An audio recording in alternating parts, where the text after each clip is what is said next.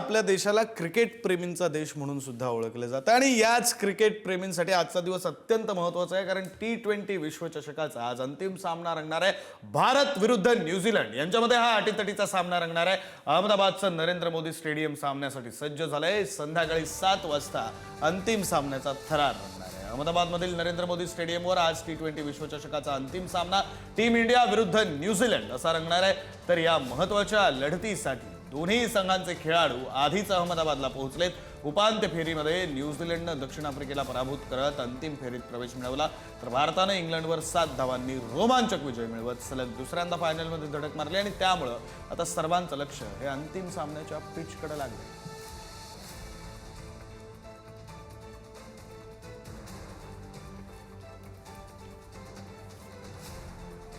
या संदर्भात बोलण्यासाठी आपल्यासोबत आपले प्रतिनिधी नंदकिशोर गावडे आपल्यासोबत जोडले गेलेले आहेत. ते आता कुठे आहेत तर मुंबईमध्ये दादरमध्ये असलेल्या छत्रपती शिवाजी महाराज पार्क मैदानावर आपण पाहू शकतो. नंदकिशोर यांच्या पाठीमागे म्हणजे रोज हीच परिस्थिती असते. इतक्या मोठ्या प्रमाणावर हे सगळे तरुण क्रिकेट खेळत असतात. क्रिकेट प्रेमींचा देश आपण सुरुवातीलाच म्हणालो. नंदकिशोर, संपूर्ण देशात उत्साहाचं वातावरण असणार आहे, औत्सुक्याचं वातावरण असणार आहे. काय नेमकी परिस्थिती आहे, या काही क्रिकेट प्रेमींशी बोलता येणार आहे का आपल्याला? नक्कीच विक्रांत, जशी संपूर्ण देशात क्रिकेट मोठ्या आवडीनं बघितलं जातं, तसंच मुंबईत सुद्धा क्रिकेटची पंढरी असणाऱ्या छत्रपती शिवाजी महाराज पार्कवरती मी आहे. सकाळचा माहोल आहे, सगळे आपापले प्रॅक्टिस करताना आपल्याला पाहायला मिळतात. काल सुद्धा रोहित शर्मा जो आहे तो या ठिकाणी आलेला होता. मोठी प्रॅक्टिस जी आहे ती त्यानं दिवसभर केलेली आपल्याला पाहायला मिळते. आजचा सुद्धा सामना महत्वाचा आहे. 5 वाजल्यापासून संपूर्ण थरार जो आहे तो आपल्याला पाहायला मिळणार आहे. मात्र त्या अगोदर क्रिकेट प्रेमी आपल्यासोबत आहेत, त्यांच्या भावना आपण नेमक्या जाणून घेऊयात. काय वाटतं आज न्यूझीलंड विरुद्ध भारत, काय 5 वाजता थरार रंगेल? मग भारत जिंकणार, त्यात काही डाऊट नाही आहे. पण सामना एकदम आसान नाही होणार आहे. म्हणजे इथे भारतला फार मेहनत घ्यावं लागणार आहे.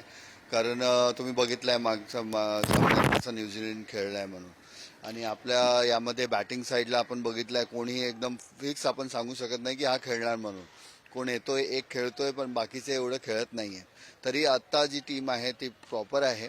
पण बॉलिंग साईडला बुमरानी जर 1-2 विकेट स्टार्टिंगला काढले तर मॅच आपल्या हातात आहे 100%. आणि मॅच टॉस कोणीही जिंको, पण आजपर्यंत जे वर्ल्ड कप या T20 वर्ल्ड कपमध्ये झालं आहे, तर असं काही फिक्स नाही की जो पहिला खेळाल तो जिंकला का चेस करू शकत नाही, काही नाही, काही होऊ शकतं. पण आपल्यावर डिपेंड आहे.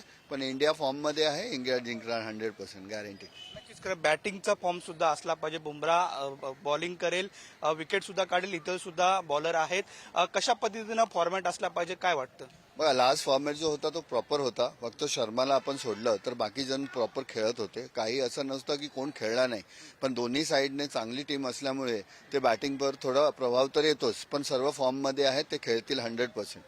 काय वाटतं, मोठं खरं तर विश्वविजेता संघ जो आहे तो आज डिक्लेअर होणार, काय वाटतं, काय भावना आहेत? सर्वात पहिले तर आपली इंडिया जिंकणार, त्याची नो डाऊट.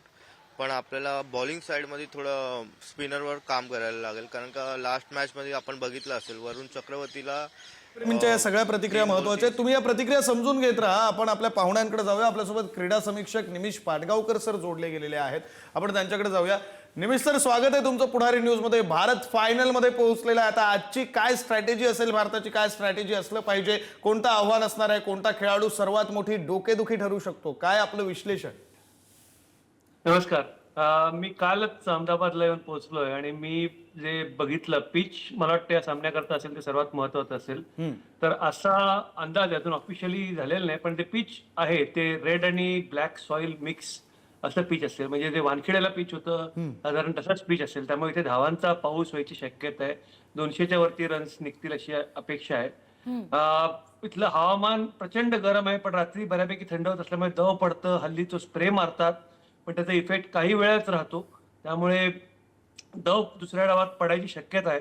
त्यामुळे आपल्याला बॉलिंग जर का दुसऱ्या डावात आली, सेकंड बॉलिंग आली तर नीट करावी लागेल. ते वानखेड्याला पण शेवटी दव पडलं होतं. आता टीम बद्दल मला विचाराल तर 2च आपल्या वीक लिंक्स सध्या आहेत, त्या म्हणजे अभिषेक शर्मा आणि वरुण चक्रवर्ती. पण मला वाटत नाही अभिषेक शर्माला बदलतील, कारण त्याच्या जागी बदलायचं तर चॉईस आहे रिंकू सिंग. आणि रिंकू सिंग हा काही ओपनिंगला खेळू शकत नाही. आणि त्याला जर का घ्यायचा तर परत ईशान किशनला ओपनिंगला खेळावं लागेल आणि तिलक वर्मा वन डाऊन परत सगळी जी आपली बॅटिंग ऑर्डर होती ती बदलावी लागेल. जी आत्ता आपण लेफ्ट अँड राईट कॉम्बिनेशन ठेवलंय ती आपल्याला परत सगळं बदलावं लागेल. त्यामुळे अभिषेक शर्माला बदलणार नाहीत. अभिषेक शर्मा आणि असा बॅट्समन आहे की जर का त्याचा दिवस असला आणि जर का तो आज असा असेल अशी आपण सगळे भारतीय अपेक्षा करूया तर तो कुठचीही बॉलिंग डिस्ट्रॉय करू शकतो. आणि त्यामुळे अभिषेक शर्माला मला वाटत नाही बदलतील.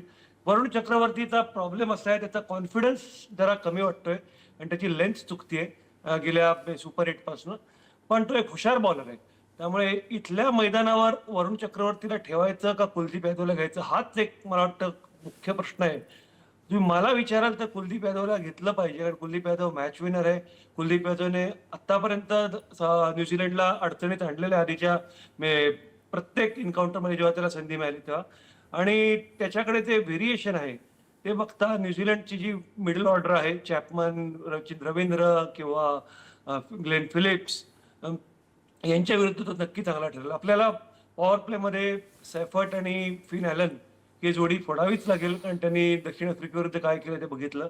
पहिल्या पॉवर प्ले मधले 4 ओव्हर पंड्या आणि अर्शदीप टाकतील पण जे दुसऱ्या 2 आहेत विशेषतः बुमराची 5वी आणि 6वी जर का वरुणला घेतला तर त्या महत्वाच्या आहेत. त्यामुळे पहिल्या पॉवर प्ले मध्ये आपण किती रन देतो याच्यावर सामन्याची दिशा ठरेल असं मी म्हणेन. नक्कीच निमिष सर, अहमदाबादमधल्या स्टेडियममध्ये आजचा सामना होतोय. मात्र आत्तापर्यंत भारतीय संघ बऱ्याचदा या स्टेडियमवर खेळलाय पण यंदाच्या स्पर्धेच्या आधी त्यांनी आपल्या रूम्स बदललेल्या आहेत. यामागचं काय तंत्र असेल? हे बघा 2 गोष्टी असतात. एक म्हणजे प्रत्येक क्रिकेटपटूकडे काही सुपरस्टिशन्स असतात आणि काही असतात. पण बऱ्याच वेळा काय असतं आता अहमदाबाद सारख्या शहरात जितकी 5 स्टार हॉटेल्स अवेलेबल आहेत त्यांचं जे लॉजिस्टिक्स बघितलं ना तर दरवेळेला हे त्यावेळेला या हॉटेलात राहिलो होतो म्हणून आता हे हॉटेल नको असं नसतं. बऱ्याच वेळा हे लॉजिस्टिकल कारण पण असू शकतं की दुसरं हॉटेल यावर्षी बुक केलंय. कधी कधी अगदी ॲज सिम्पल ॲज कमर्शियल कारण पण असू शकतं की काही हॉटेल्सची ICC बरोबर जे निगोशिएशन असतात किंवा BCCI बरोबर त्यामुळे पण येऊ शकतं. बातमी आपण करतो की अंधश्रद्धा होती म्हणून त्या हॉटेलात राहिलो नाही पण तसं नसतं. असं पण ऐकतोय की म्हणे जी व्हिजिटर्स ड्रेसिंग रूम आहे ती आपण सध्या मागितली आहे होस्ट ड्रेसिंग पण तसं नसतं. हे नसतं म्हणण्यापेक्षा अंधश्रद्धा असतात प्रत्येक खेळाडूकडे असतात पण काही काही गोष्टी लॉजिस्टिक्स करता पण बदललेल्या असतात. त्यामुळे प्रत्येक गोष्टीशी त्याच्या लिंक करणं मला बरोबर वाटत नाही. बरं, त्यामुळे आजच्या सामन्याआधी फिंगर्स क्रॉस्ड आजचा सामना जो 7 वाजता सुरू होणार आहे तो सगळ्यांसाठीच महत्वाचा आहे. सगळे डोळे लावून बसलेले आहेत. त्यामुळे आता सामना कुठल्या दिशेनं जातो आणि भारताचा विजय व्हावा अशी सगळ्यांच्या मनात इच्छा आहे. निमिष सर, तुम्ही आजचा सामन्यासाठी केलेलं विश्लेषण त्यासाठी धन्यवाद. सगळ्यांचं या सामन्याकडे लक्ष असेल. कस्तुरी, इच्छा आहेच भारताचा विजय व्हावा मात्र त्यासोबतच विश्वास सुद्धा आहे की भारताचा विजय होईल. त्यामुळे आता बघूया आता 7 वाजता सामना सुरू होईल.